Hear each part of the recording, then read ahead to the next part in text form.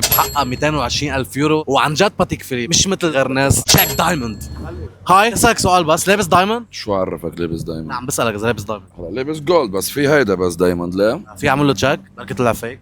انا بشتغل بالدايموند حبيبي. لا منه فيك. قد سعره تقريبا هذا الخاتم؟ هلا الحب اللي بقلبه مش كتير غالي يعني شي $10,000. انت عم تركز على هيدا وما ركزت على هيدا. قد سعر الساعة؟ هيدي حقها هلا بال 220 ألف يورو. لابس باتيك فيليب حقها 220 ألف يورو وعن جد باتيك فيليب مش مثل غير ناس كمان لابس جولد. جايز يعني فيك تقولوا في شي $1 مليون عم تتحرك هلا على الطريق. مهدوم انت والله. ليك انا دائما بشوفك منات وحياة الله هي اساله دائما كنت تقول ان شاء الله ما يطلع قدامي عشان ما بدي اقول له يصور او يفكروا انه انا قلت لك، بس انت مره قلت له انا خلينا نصف وننزل دغري بسرعه كمان. عم كمشت. شو الاسم الصغير؟ انا اسمي محمد عطيه، معروف حمودي عطيه، يعني بيعرفوني باسم حمودي عطيه. حمودي عطيه. عندك الجرأة تقول اسم اقوى تاجر الماس بلبنان؟ لا بخليها برايفسي، بركي هو ما حابب انه انا اقول اسمه. What do you do for a living? ماشي قاعد بالبيت بس.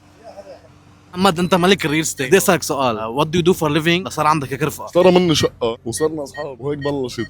وبعني شقه وصرنا اصحاب وبعدين تعرف انت كانت القلوب عند بعض يعني. فينا نعرف تقريبا قد ايه حق الشقه اللي اشتريتها؟ $2,200,000. جايز اشترى شقه ب $2 مليون او اكثر كمان.